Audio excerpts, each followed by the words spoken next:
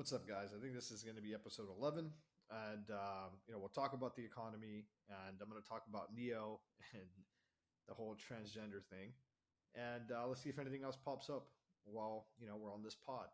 Uh, Look, man, I tried to upload on Spotify, but I'm busy, and it just I rather just post on Twitter, Instagram, and then now I'm having to do YouTube and Spotify. It gets hard for all four.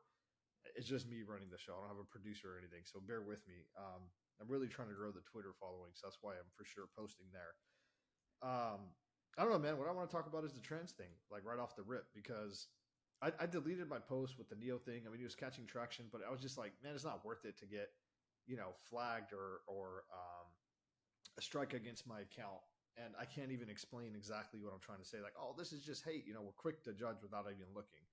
First and foremost, I don't I don't have nothing against gay people. I don't have nothing against trans people. You do whatever makes you happy. And I think majority of people think that, you know? But when it comes to the kids thing, man, it's like somewhere along the way, the adults have left the room. You can't we we cannot let kids make life altering decisions when they're still kids. The basic example I could give is when you're in kindergarten, first grade, middle school, even, hell, even high school, your teachers, counselors, friends, family members ask you, hey, what do you want to be when you're out of high school? What do you want to study in college? Or what do you want to, and what a kid, I don't know. You don't know. You're a freaking kid. How could you possibly know what's out there in life? What all the different possibilities are, right? You kind of have to experience life and go through it. Now, look, I am not an expert on, trans, let's say transphobia, phobia, in like the way the brain works or how, someone might feel or any of that. But I am just a regular human being. And from my life experience, I didn't end up anywhere near where I thought I would be from high school to now. And I asked my friends and family members, I asked younger people now, and it's all the same thing. Why would sex be any different? If once you get this sex change, it's not like you could just come back from it. It's like irreversible. If you chop off your little wee wee there, it ain't growing back, dog. It's gone. Once again, if you have gone through your life, you've gone through, the reason why I'm saying 25, I think everybody should, or at least, if you want to do something crazy and life altering, hell, even getting a tattoo, man, I think you should wait until you're 25. And the reason why is I do know that that is when the brain fully develops. And forget about the brain, it's just humans, right? Like at that point when you're 25, you kind of going through life and you're in that middle zone of like, hey, I can still switch careers, I can still go back to school, your life is in front of you, but you lived enough life that you're like, I think I know what I want from my life now. And I'm not saying some people don't reach maturity faster. I mean, they do. you know um Shit, I became a cop when I was like 22 years old, and I was given the right to take people's um freedoms away, right? And what I mean by that is like I take you to jail for drunk driving, right? It's kind of crazy. Like you're drunk driving. I'm freaking 23 years old, pulled over like a 40-year-old, and I'm like, hey, I'm going to take you to jail now. You have kids, a mortgage, all that. I'm fresh out of the academy, and I'm freaking taking you to jail, right? So, do I think I was mature enough to handle that? So, yeah, I was because I knew what I wanted to do with my life at that time when I was 18, and I had a better like sense of the world in the sense of like I knew I didn't make dumb decisions like drink and drive or smoke weed or whatever. I really wanted to be a cop. I pursued it. I got it. The reason why I'm saying this is I'm not saying that some people get mature at 16. They really do because life hits them, right? Like I know people in my life that they ended up having to become the man of the house when they were 16. Their father passed away and their mom was sick, or they don't have a mom or a dad anymore for whatever reason. And 16, they got to start paying the bills. Life hits them different. They mature a lot faster. They have a better understanding. I'm talking about a generality. I'm not saying it has to be 25, but I definitely think at least minimum should be 18 for the sex change. And I think it's crazy that parents are totally okay having the 13-year-old in high school say, oh, all right, you want a sex change, whatever, you want to take these hormones while they're going through a hormonal change, right? I think that's crazy. I at a certain point in time, it's almost like child abuse. It's like, dude, once again, nothing against trans people, nothing against if you want to be gay, whatever you want to do. For the sex change, at least, I'm like, dude, that's irreversible. Wait until you're 18. Like I think 25, but minimum like at least 18. Let's let you live a little bit of life, and you kind of go through things, and then you're like, okay, cool. You know what? I really thought about it. I really want to do this, and you've gone through your counseling, you've done everything, and you've given your body some time to let the hormones kind of somewhat balance out, and then you can make a rational decision. Because when you're freaking 13 years old, there's a bunch of stuff that you do that like I got a skateboard when I was 13 because everybody was skating, and I was like, man, I want to be a skater too. I suck at skating. I could barely ollie, right?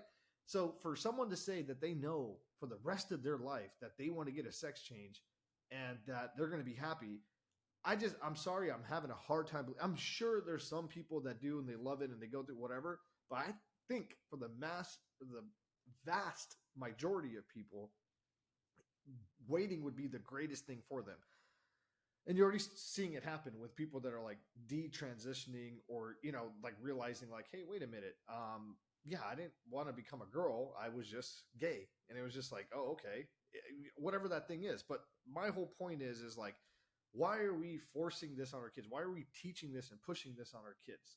I don't understand it, man. I really don't. And yeah, I guess a lot of people are probably in the same shoes that I am, but they're scared to speak out because they don't want to get fired. They don't want to get their lives ruined. And they think that it automatically makes them like transphobic or makes them whatever. And I'm here to say, no, that's bullshit. It's not. It's not. You're not transphobic if you're saying, hey, a 12-year-old or a 13 or 14-year-old shouldn't go through a sex change. They're kids still. That doesn't make you transphobic, dog. That just makes you protect your kids. That's all. Until they're, adults. And then after that, whatever they want to do, support them, love them, help them through it. Be there for them. You know what I mean? Like, and it would just suck because I know I've seen stories on the other side when, someone's 13 and they end up getting a life altering sex change that can never come back. And they're like, man, I wish I would have just waited a little bit longer.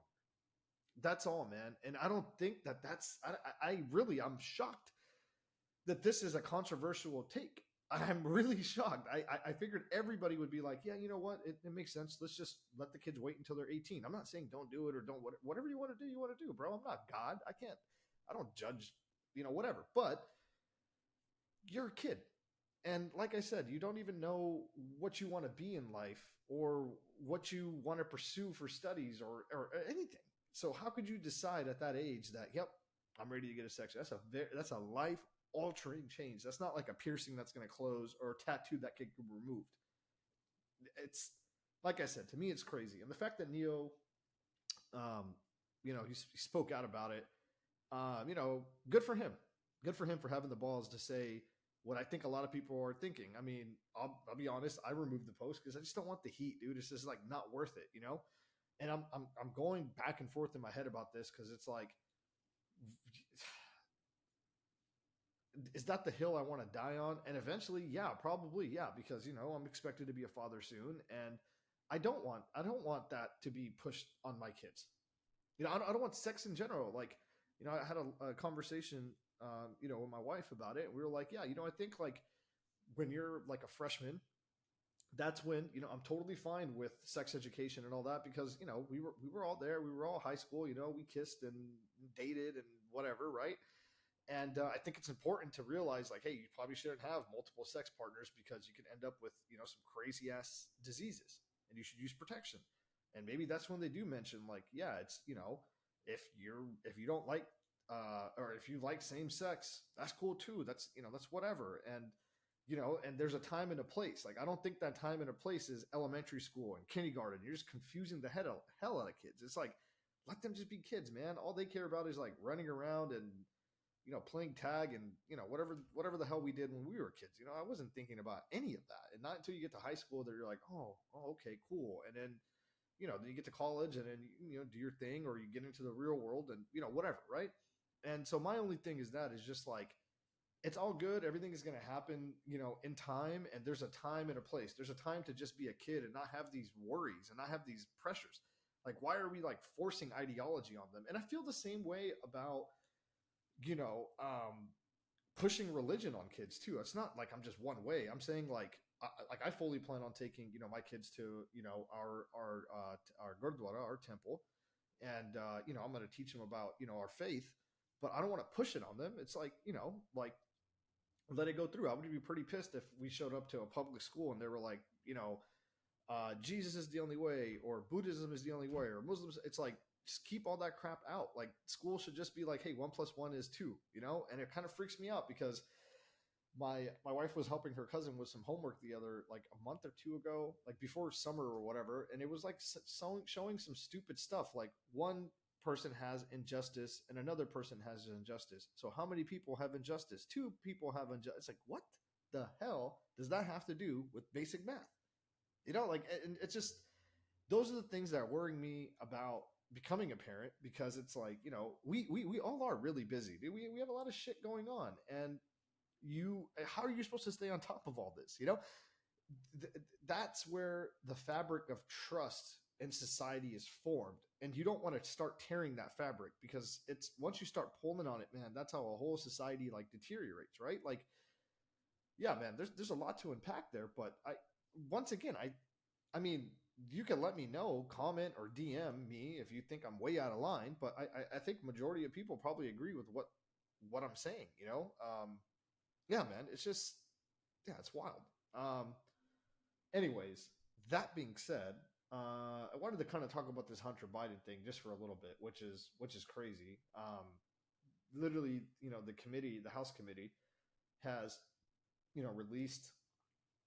released bank statements, alleged bank statements, showing the bribes coming into the Biden family. And to me, it's like, holy shit, dude, that's like clear as day. Can you just imagine if you just changed the name Biden with Trump and this was Trump's son and not Biden's son? All hell would break loose. And even on top of that, the whole cocaine thing, they're like, what was the wording that they used? It was in the Biden family orbit. We know that was his son, bro. Like, it's not come on. I mean, of course, maybe it's not. I mean, there is a chance that it's not, but it's just the fact that all this shit is just thrown out there and people are still behind Biden, and they're still behind the Democratic Party, or they're still behind because they're just like, well, what about Trump? And then the whataboutism, it's like, just take everything one step at a time. Okay, Trump's going through his trial. At least he's going through a trial. If he did something wrong, he'll be proven guilty, and he'll have to face the consequences. So why can't we do the same for Biden now then? That's my only question.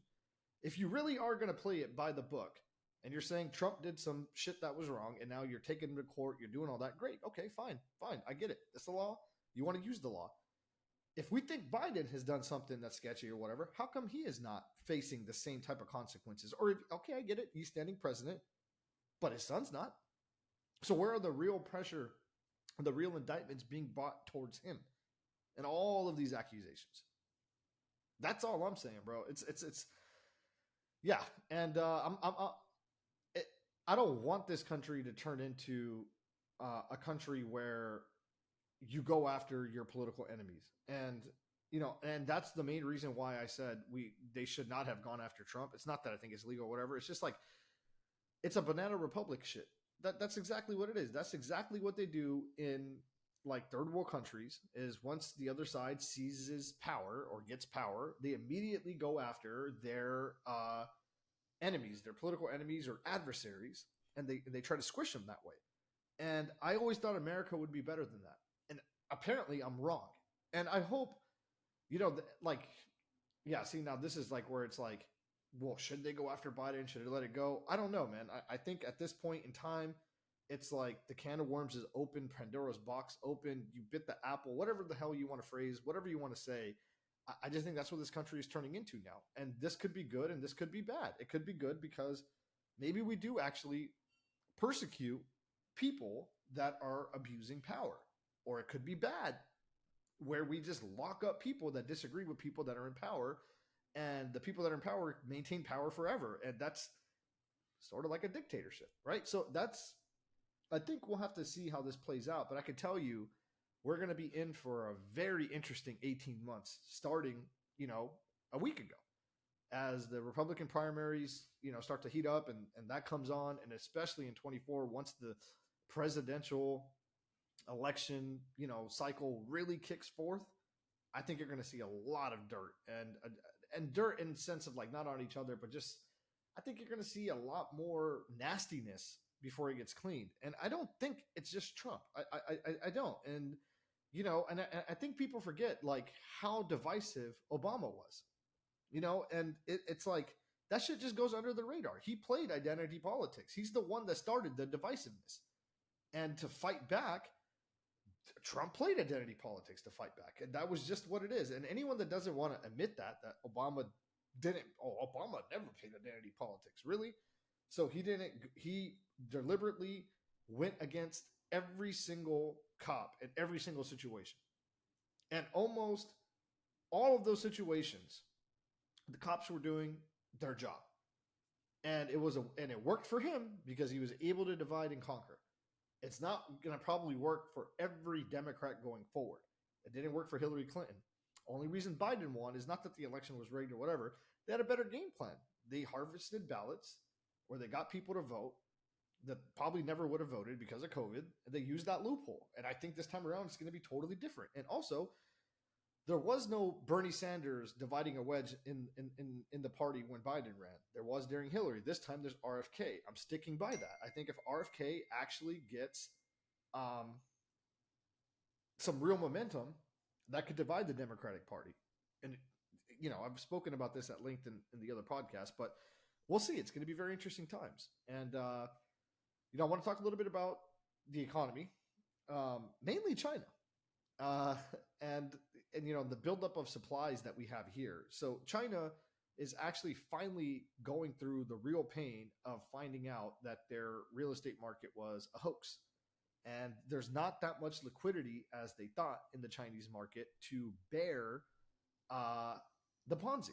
And essentially, for people that don't know, the Communist Party doesn't just allow free investing like we do in America. You can't just go and buy like a taco truck or something or a hot dog stand and just get to work. It just doesn't work that way. Or you just can't invest in public markets or all these different vehicles that Americans have and capitalist society have. It's not privy to the public in China. The one thing they did allow was home investing, but they're experiencing what we did in 2008, which was it's probably a little bit worse. What they did over there was they would say, hey, we're about to build these 100 homes. And since in China, that's one of the things you could invest in as an individual without like restrictions from the government, people would pour their money into the home. The builders would take that money, do God knows whatever, expand more, and they would take other people's money to build this one. And they're, it's like it literally is a Ponzi. So they get like 100 people, right? They take their money. So let's say $100 million, $1 million a pop. And they're like, hey, we're going to make 100 homes. And then they use that money to go like, hey, we're going to make 200 homes. And then they got 200 people. They use some of the money to build like 10, 20 houses at the top. And they get 300 people. That's 300 million. They use that to finish the first 100. And it's going like that. And eventually it gets to a point where you have so many people in the system, so much money into the system, and the projects were never getting done. And now with the rate of borrowing going up and the CCP has dropped its rate, but it's the actual money that's not there anymore to complete the projects. And why is all that important? That's all important because China is now a very big player on the global stage. And not only what happens there matters here, because of COVID and everything else being pent up, a lot of people have overstocked on inventory. They have across the board. They've overstocked, they prepared, maybe even over-prepared, over-ordered. And that's all catching us. And it's such a crazy thing that we think a recession is coming and that the economy is going to slow. But I would not be surprised if we see a deflationary period, right? And what a deflationary period means, it means shit and assets just drop so quick, the economy gets so bad so quick that the Fed does have to reverse course, start cutting rates sooner. And it is a possibility. It's truly is a possibility. Look, for me to sit here and say definitely this will happen, definitely that will happen, that's bullshit. We really don't know what's going to happen. And, it's just, excuse me, interesting to see different data points as they come out. And we're just trying to figure out, like, okay, step back. Where's this going? Where could this be heading? How could we prepare? What can we do? And I think there's still a lot more information that needs to, it's like a math problem. We don't have all of the info yet. And one of the things is going to be not just tomorrow's CPI print, but next month's that shows August, because gas prices have surged. So, and this is where it's like, I don't know if there is going to be a deflation or it's going to be more inflation, because when CPI fell, one of the, like, because the CPI is comprised of like housing, food, and obviously energy. And in energy, there's gas, right? Gas prices had plummeted so much. It was like a big drop that it brought overall inflation down. But food costs were still high, cost of living was still high, everything else was still high. So it begs the question, now that the gas has gone up, what's that going to do to the CPI? Because the real inflation is probably still at 7-8%, to be real. It really is, right? So if gas has now gone back up, that's gone up. That doesn't mean that the Fed will necessarily just immediately raise. That just means they're going to have to stay firm longer. And I also fear that if they don't and they panic and things get bad really quickly, they cut the rate, inflation is going to just come back roaring back, man. You still got to be able to drain some of that money out of the system. The only way you could do that is by keeping rates higher longer. So that's what I'm saying. It's a rock in a hard spot. You have built up inventory, economy slows. You still have rates high, economy gets worse. What does the Fed do if they cut the rates? Like, oh, we got to save the economy. Inflation comes roaring back. Now they're gonna have to go higher than what they were. It becomes worse. Honestly, in my opinion, looking at all this and looking at both sides, oh, it could be deflationary and they'll cut because economy. Oh, it could be inflationary because oil's still going to go up. They're going to somewhere in the middle is the truth, and then the truth is we just going to have to wait this storm out. And I've been pounding the table for that. Is if you're doing any type of business deal or any type of real estate deal, you better be buying at 8 caps. You better be earning a real return, or you're going to be in for a world of hurt, because normal prices of everything are going up as well. I mean, I could give you from the insurance perspective, every single person's insurance that I have quoted, or that people or my colleagues have, we've talked and I'm learning as much as I can about the industry, they've all gone up like 20 to 30%. 20 to 30%. That is a big number. That squeezes everybody's margins. And if you bought something where you were barely making it and you get hit with a 20% increase on something, you're going to get crushed. So I don't know, man. It's a very interesting time. And I think the main key point here in all this is you got to be able to weather the storm. You have to be able to weather the storm. So set yourself up any way you can to just have extra cash on hand and to be able to hold on and make it through this cycle. And how long is the cycle? How long is the cycle? I don't know, but if I had to put a guess on it, I think it's until a minimum next summer. Minimum is next summer. So you're going to have to go through the rest of this year and feel the pain, and probably the first 6 months of 2024. And I definitely think the real possibility is it's going to be all of next year too, until a new president on January 16th or 20th or whatever takes over. And then they direct an initiative like, we're going to bring the economy back, or we're going to, whatever they're going to do. And that's when you're going to see change. Until then, I don't know. And honestly, it does matter if it's going to be a Republican in the White House or if it's going to be a Democrat. It is going to matter. And it is going to matter who's going to be in the Senate and who's going to be in Congress, who's going to have control. It is 110% it is, because they're like, the Democrats are still going to say, it doesn't matter what the economy's doing. It's all about climate. We got to worry about the climate while you starve and lights go off in your home. And I'm not saying the Republicans are going to be way better, right? Like, who knows what plan they got, but we're really going to have to pay attention on an individual basis. You're going to have to pay attention to your local politics and see who's running. and what they stand for. And don't worry about the D or the R. Look at the person and say, is this person going to have my best interest? Are they going to do what's right? Or are they going to just follow party lines? You know what I mean? And it's hard, man. And the thing I think that everybody is frustrated with is we have only two options, which sucks. And we don't have freaking term limits on any of these guys. That also sucks. You know, like the Dianne Feinstein thing I posted. She's 90 years old, barely walking in a wheelchair, doing her or wheeling through. You know, it's what can you contribute to government to make the lives of the citizens of Southern California any better? You can't even take care of yourself. Same thing with Mitch McConnell. It's not just a Democratic thing, you know? So it's like, I don't know, man. It just points and proves that the real strength of America are people like me and you that are just fucking working and just figuring it out, even though there's chaos fucking everywhere. We're just still getting shit done. Of course, our lives would be a lot better if the people up top actually had their shit together and had everyone's best interest in heart. But they don't. They have their best interest in heart.